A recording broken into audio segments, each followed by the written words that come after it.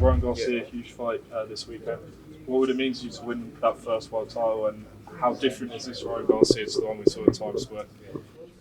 Well, I mean, it means the world. I think for myself, I always get fulfillment when I know that I'm on the right path of life and as a champion and as a person in life.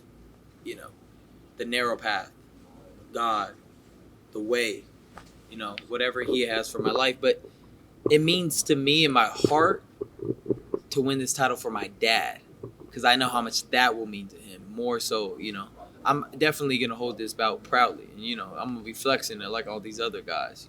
They always be like, "Oh, I'm 4-time champion." Like, bro, no, you not. Like, you didn't fight nobody for this. So, but for me, it's gonna be a very huge honor to win it for my dad, for sure. You got a guy in the other corner, Joe Gome, who probably knows you as well as anyone.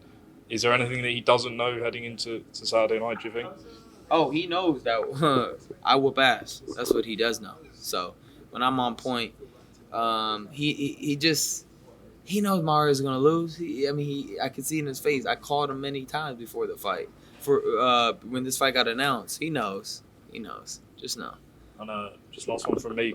Conor Benn's going to be ringside on Saturday, and he says that Barrios is stopping you. Any message to Conor Benn? I mean, I was actually practicing. When I was training the other day, I was like, boom, like say the fight starts and I hear a British guy just talking, and I just had somebody do a British accent nonstop, and I'm just like, all right, I got used to it, because I know he's like a little Chihuahua. He's like a British Chihuahua, just mate, mate, like some crazy shit. Like I just got to know like that's gonna happen. Do you think he's a harder fight than Barrios? He just raises different type of pace and a different type of style. I think that he's always going to be in a banger fight for sure. That's just how he fights, and he'll be well prepared, I think. So. Ryan, what do you think of Conor Benn as a fighter from the tape you watched him from his last two fights, stadium fights against Chris Eubank Jr., losing the first one and then winning the second one? What do you think of him as a fighter? I think that he's he's all right. I mean, he's just all right to me. You know what I mean? He's overall really good, aggressive, but just kind of gets old. Like when somebody's very skilled and experienced, they're gonna pick him apart pretty bad. Like he's gonna get knocked out, probably by me, just like Floyd and Ricky Hatton. Just rest in peace, Ricky Hatton. Though. Love you, Ricky. And he was a great fighter, but I just think that he has that style. If he's getting over himself too much, and Chris didn't take advantage of any of those moments. Like, what's his name would shoot shots and like come over and just a little sloppy at times. And a very sharp fighter is going to take advantage of that, guaranteed. Two big parts of your game are two big parts of his game, power and speed. Where do you rate his power and speed? I would think his explosion is definitely up there. He has very explosive feet and very explosive hands. But his speed is pretty good. It's all right. His power, I don't know. You got to be in there with somebody like that. I think it's because it's so explosive, it could catch you off guard. But I don't know if he hits really, really hard. Do you think you could get because obviously Conor Benn's mandatory for the winner, do you think you could get to the point where the fight is agreed with Shakur Stevenson and Conor would then have to wait, or do you think there would be politics in play for the winner? That would be my first option would be Shakur. My second option, hear that, Conor? Second option would be Conor Benn, for sure. Is Gorlock going to be in your corner? Ah, shit. Now, shout out Ali, man. We got, she hates being called Gorlock. Sorry. That is what made her famous, though. So she rides with it. But I don't know if Ali's going to be there. Would love to have you there, Ali. Come through. Are you prepping her for her debut? Fuck it. Her, she could fight anyone. She's a beast. Ryan, which fight do you think is bigger, the Shakur fight or the Devin rematch? I don't know. Oh, Devin rematch. I mean, what am I even debating about? Definitely the Devin rematch, but that's always going to be there. That's how I see it. And it seems like he ain't hot to come out. He don't want that. He's been saying like, oh, no, I don't want to fight him. It's like, all right, bro, you don't want to fight? Fuck, I ain't going to force you to fight. Shit. Keep your ass over there. We're not worried. What do I got to do? I mean, I didn't take no damage from that fight. He did. He had a broken jaw. He got to get his lick back. You see, my face was clean. I was like this. So it's all on him. If he don't want to, I wouldn't want to get back in the ring. I know. It's PTSD, so we're going to let him. What's your final message to Devin Haney? I don't got a message for him. You know, just let him do his thing. Yeah, I know he's scared. He has that fear in him. So I gave him that fear, and that shit's still hitting his heart. When he sees me, I know he's like, fuck. There's something else within him. I don't want that. For sure. Ryan, I spoke to your dad last night, and he said before the Rolly fight, you said you knew you weren't ready for it. Yeah. And in the middle of the fight, you looked at him and you said, I told you. Yeah.